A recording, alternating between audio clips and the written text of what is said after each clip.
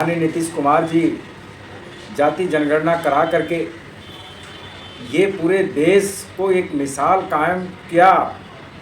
जिस तरह से राम मनोहर लोहिया कहा करते थे, जिसकी जितनी संख्या उतनी उसकी हिस्सेदारी, तो हिस्सेदारी पर उन्होंने नीतीश कुमार जी काम किया जाति जनगणना करा करके, और ये मानस पटल पर रखने का काम किया कि कितनी किसकी संख्या है, उसी के आधार पर उसको हकदारी मिलनी चाहिए, उसका हक मिलना चाहिए।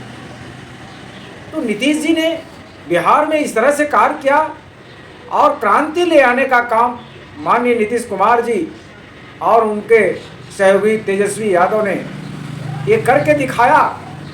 और हमें पिछड़ों और दलितों वंचितों को ये सोचना चाहिए कि आपको हजारों वर्षों से ये धर्म और जाति के नाम पर, धर्म के नाम पर, हिंदू मुस्लिम के नाम पर जो शोषण करते चले आ रहे हैं, और आप समझ नहीं रहे हैं कि आपका हक ये लुटेरे लूटने का काम कर रहे हैं। और आपको छुआछूत पे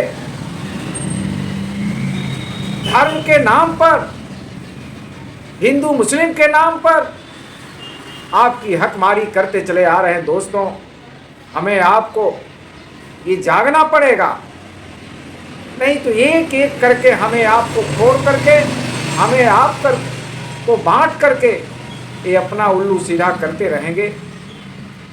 तो ऐसे लोगों से जो लालीपाप देने का काम करता हो, आपको गुमराह करता हो, तो आप अपने को खुद गढ़नी होगी, आपको खुद समझना होगा।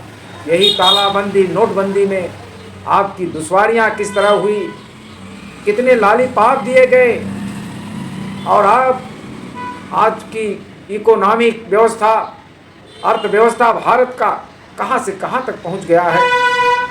बेरोजगारी इस तरह शुमार है, महंगाई इस तरह के चरम सीमा पर है। आपको इसको समझना पड़ेगा कि 5 किलो राशन पर आप गुमराह मत होइए। माननीय मुलायम सिंह ने यही बेरोजगारी भत्ता दिया था, पढ़े लिखे लोगों को बेरोजगारी भत्ता देने का काम किया।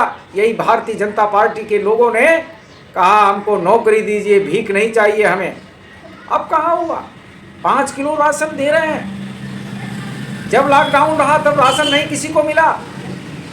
अब ये अपना फार्मूला अपना लिए हैं कि ये भारत की धरती पर भारत के लोग ये 5 किलो राशन पर हमें वोट देते रहेंगे। और इनका फोकस केवल इनका फोकस ये 5 किलो राशन पर है। और रोडों की हालत आप देख लीजिए, शिक्षा की व्यवस्था देख लीजिए, बेचारे परेशान हैं। कैसे उनकी, अगर कोई परिवार में एक मिडिल क्लास का कोई बड़ा रोग लग जाए तो किसी तरह से अगर बेचारे रोटी के भी संघर्ष करना पड़ेगा, और इलाज कराने के लिए भी संघर्ष करना पड़ेगा। आज भारत के आदिवासियों की हालत क्या है, आम जनता की हालत क्या है? थाली से दाल गायब हो गई है, महंगाई इस तरह चरम पर है। ऐसे लोगों को, भारत की जनता को सोचना पड़ेगा, समझना पड़ेगा।